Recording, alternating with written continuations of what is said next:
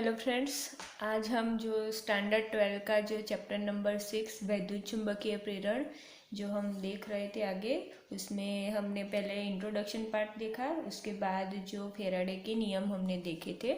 उसके बाद ये टॉपिक नंबर 6.3 आ रहा है, चुंबकीय फ्लक्स।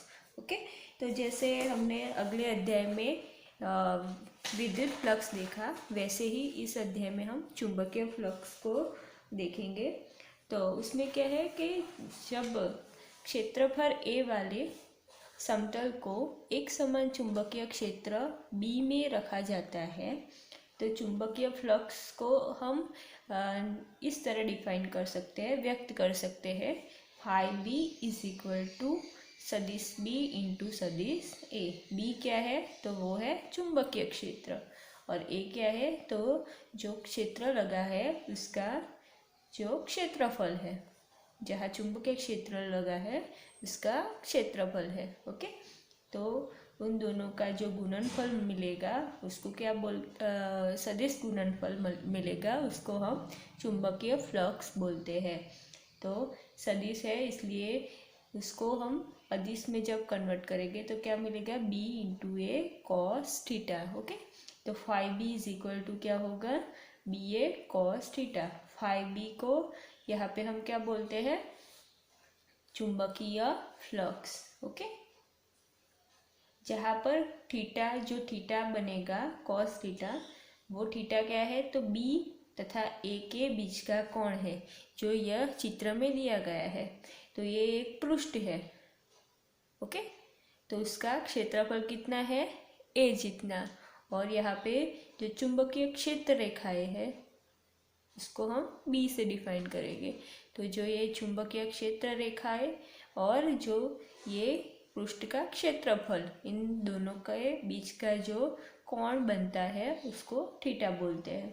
ओके, तो जो समीकरण 1 में जो वक्र पृष्ठों एवं असमान क्षेत्रों के लिए विस्तारित किया जा सकता है, जो यहाँ पे जो समीकरण 1 है वो क्या है? B A phi B is equal to B A cos theta.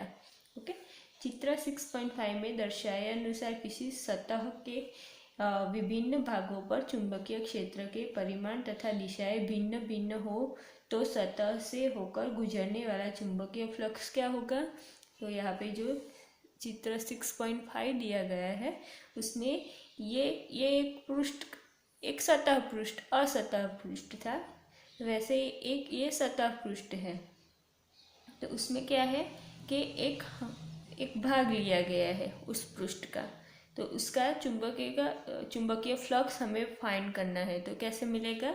तो उसका जो क्षेत्रफल है ए और उस पर जो चुंबकीय क्षेत्र लगा है बी, तो उन दोनों का गुणनफल। ऐसे छोटे छोटे हम टुकड़े लेंगे इसके भिन्न भिन्न, तो उसका सबका मिलाकर जो चुंबकीय फ्लक्स क्या होगा?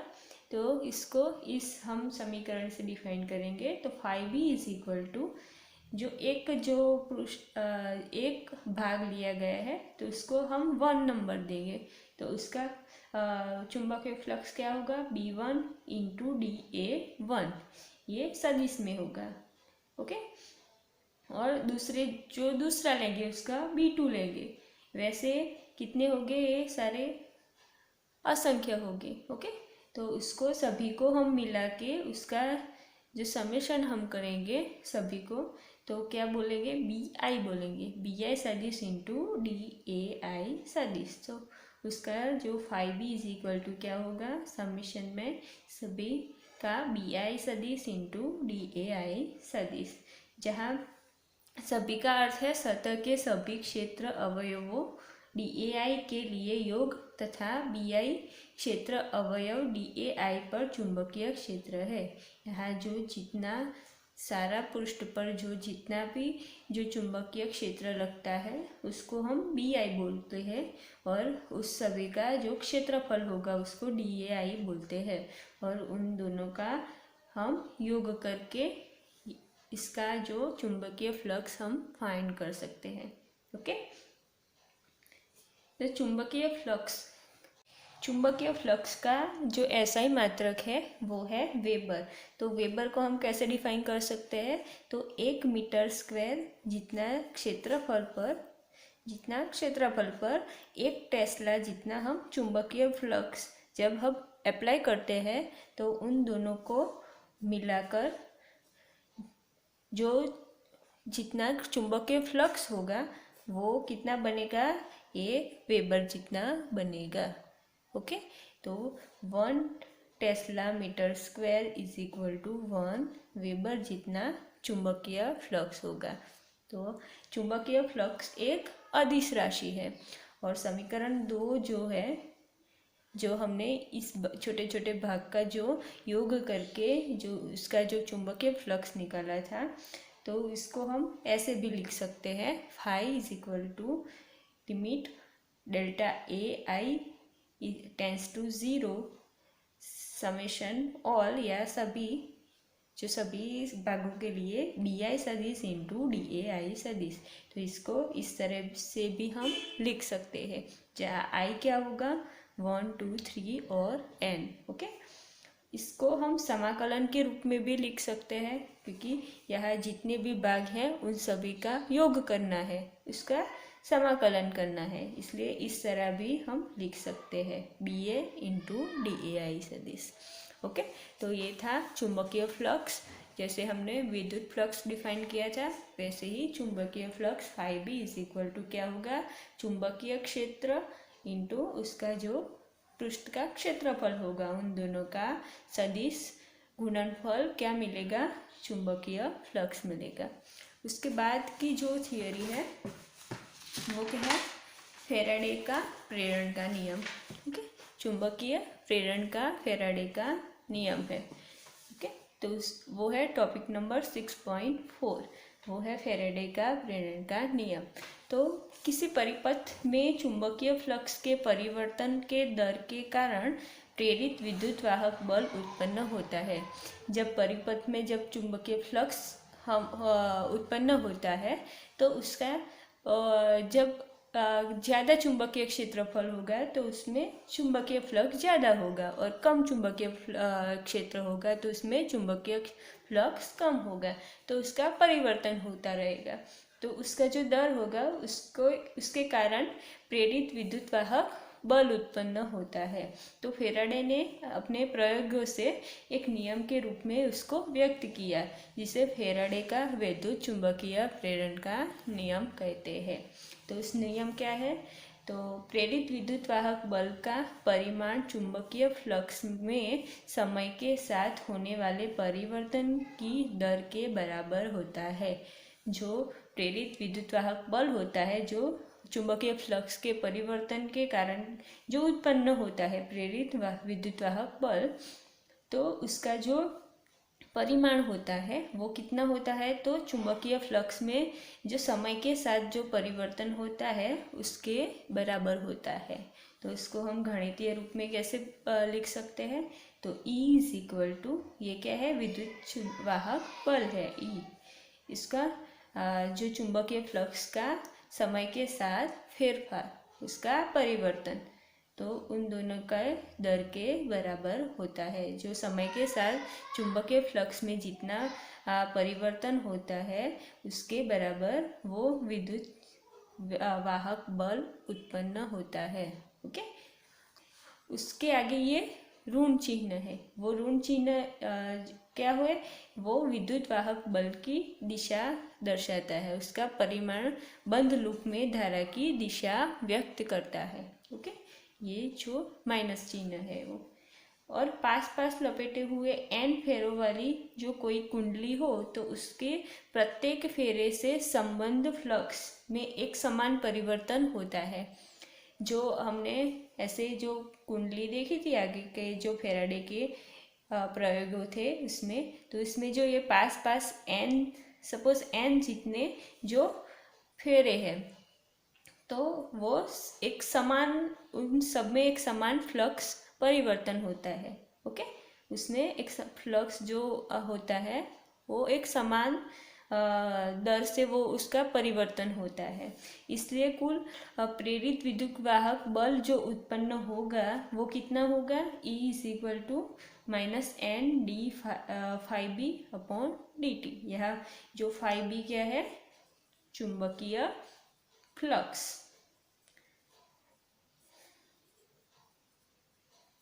और जो ये चुंबकीय फ्लक्स है उसका जो उसमें जो परिवर्तन होता है, इसलिए इसको डी बाई डी टी से हमने डिफाइन किया है, यहाँ पे दर्शाया है।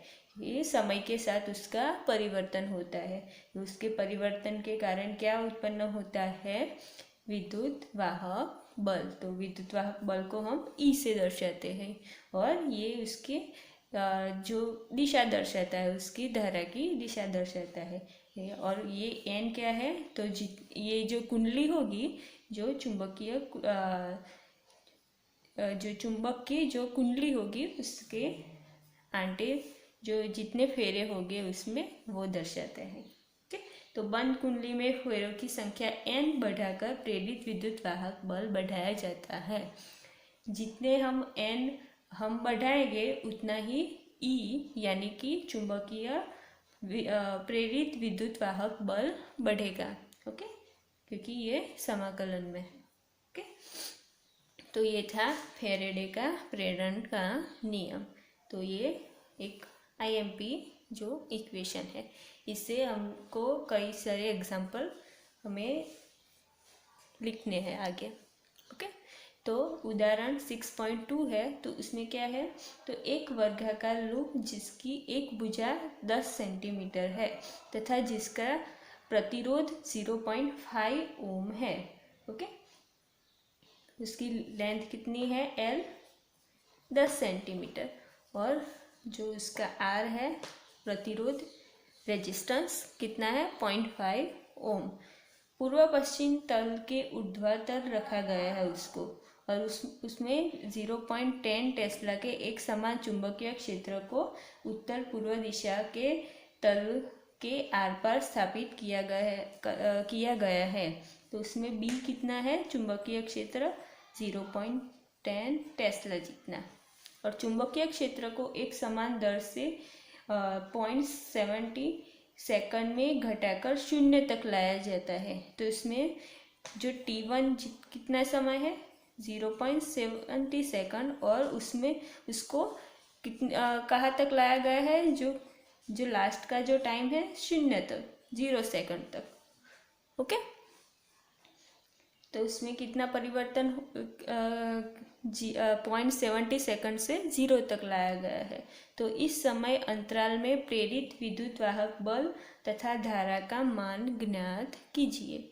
इसमें क्या वो हमें फाइंड करना है, E प्रेरित विद्युत वाहक बल फाइंड करना है, और क्या करना है, उसका जो उसमें कितना I यानी करंट, विद्युत धारा कितनी है वो फाइंड करना है।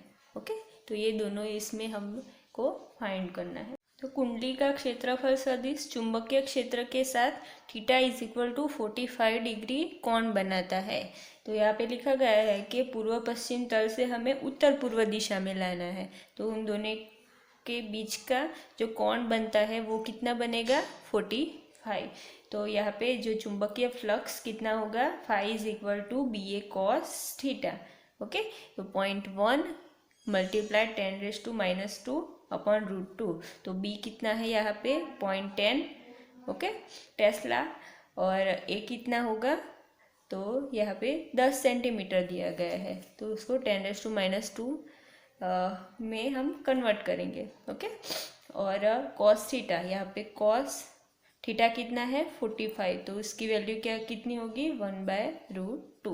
ओके, तो यहाँ पे √2, तो इतना वेबर चुंबकीय फ्लक्स होगा। ओके, और उसको हमें कितने न्यूनतम करना है, तो न्यूनतम कितना होगा, 0 होगा। ओके, कम से कम करना है तो 0 तक लाएंगे उसको। तो फ्लक्स में परिवर्तन कितने टाइम में होता है, 0.70 सेकंड में। ओके, तो 0.70 सेकंड से कितना लाना है, 0 तक लाना है। ओके, तो E is equal to delta 5B upon delta T, तो उसको हम डी बी लिख सकते हैं। यहाँ पे डेल्टा की जगह डी बी लिख सकते हैं। तो 5 minus 0 upon delta T. Okay, कितना 0 तक लाना है। पहले का जो कुंडली का जो चुंबकीय फ्लक्स था उसको हम 0 तक लाना है। और 10⁻³ जो यहाँ पे जो जितनी वैल्यू थी वो यहाँ लिख देंगे। तो कितना मिलेगा चुंबकीय प्रेरित विद्युत वाहक बल 1 मिली वोल्ट तक मिलेगा। ओके, और धारा का परिमाण कितना है, I is equal to E upon R. Okay, जो क्या इज इक्वल टू E कितना मिला हमें 1 मिली वोल्ट, तो उसको हम 10⁻³ वोल्ट भी लिख सकते हैं। और R कितना है 0.5 ओम, तो कितना परिमाण होगा धारा का 2 मिली एम्पियर जितना होगा। तो ये था जो चुंबकीय फ्लक्स का एक एग्जाम्पल है। ओके, तो ऐसे एग्जाम्पल जो अध्याय में जो स्व अध्ययन है उसमें भी दिया गया है, वो हम आगे के पार्ट में देखेंगे। Okay, good bye.